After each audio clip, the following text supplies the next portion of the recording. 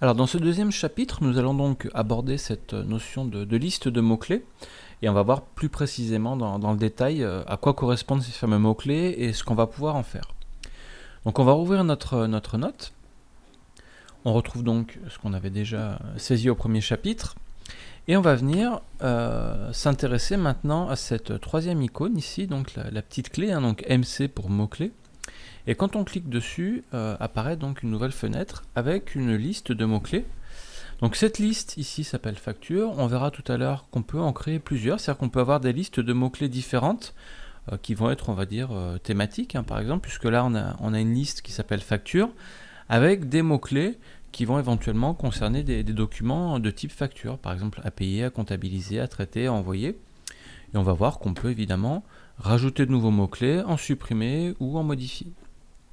Donc pour agir sur une liste de mots-clés, alors déjà une petite précision, on remarque ici qu'on a des cases à cocher. Donc pour attribuer un mot-clé à une note, il va suffire simplement de cocher le ou les mots-clés qu'on souhaite rattacher à la note.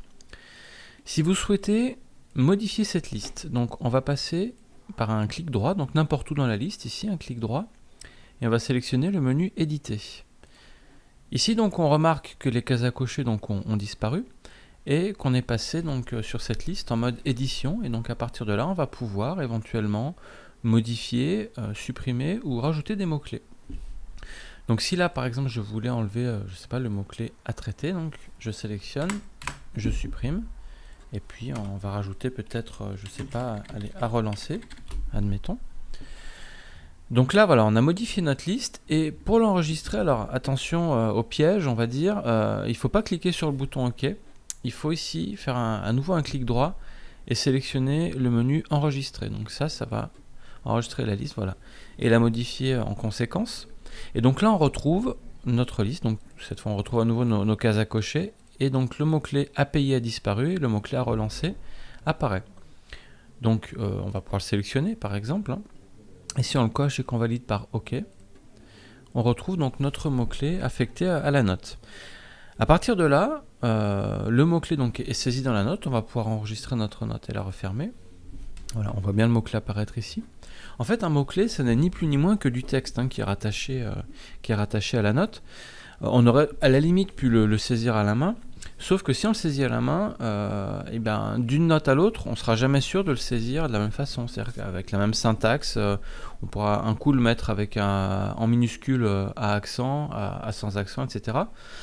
Ce qui fait qu'à terme, quand on va rechercher nos documents par rapport aux mots-clés qui sont dans les notes, on n'est pas sûr de retrouver systématiquement tous les documents avec ces notes-là, avec ces mots-clés-là en tout cas.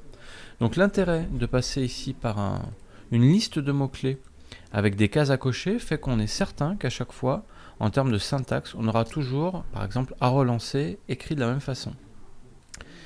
À partir de là, une fois que c'est enregistré, donc on verra au chapitre suivant qu'on peut faire des recherches sur ces mots-clés et dire je veux retrouver tous mes documents pour lesquels j'ai mis un mot-clé à relancer dans la note. Alors on va revenir un petit peu ici, on va supprimer ce mot-clé, on va recliquer ici, voilà. Donc là, comme je vous l'ai dit, on peut rattacher un à plusieurs mots-clés à une note. Et ces mots-clés donc appartiennent à des listes de mots-clés. Donc là on a une liste pour l'instant, facture. Il est donc possible d'en créer de nouvelles en faisant ici même directement sur la liste un clic droit et en sélectionnant le menu ajouter. Le menu supprimer évidemment, vous l'aurez compris, permet de supprimer une liste existante. Donc si j'ajoute, là je vais pouvoir créer une liste, je sais pas, technique par exemple, admettons. À partir du moment où j'ai créé cette liste, hop, je vais pouvoir la sélectionner. Évidemment, quand on crée une nouvelle liste, par défaut, elle est vide. Et on va, comme on l'avait vu tout à l'heure, pouvoir ici, donc via un clic droit éditer, venir rajouter de nouveaux mots-clés dans cette liste. Alors, par exemple, on pourrait mettre à publier, je sais pas, à vérifier, etc., etc. Donc après, chacun gérera les mots-clés comme il le souhaite. Donc, clic droit enregistrer.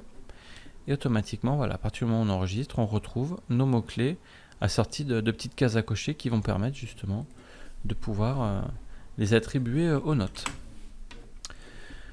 Voilà donc comment on va pouvoir travailler sur ces listes de mots-clés, donc modifier des listes existantes, en rajouter ou en supprimer de nouvelles, et affecter ensuite donc à chaque note des mots-clés donc issus de différentes listes. Évidemment, on va pouvoir, pourquoi pas, mettre des mots-clés d'une liste et puis rajouter d'autres mots-clés appartenant à une autre liste derrière.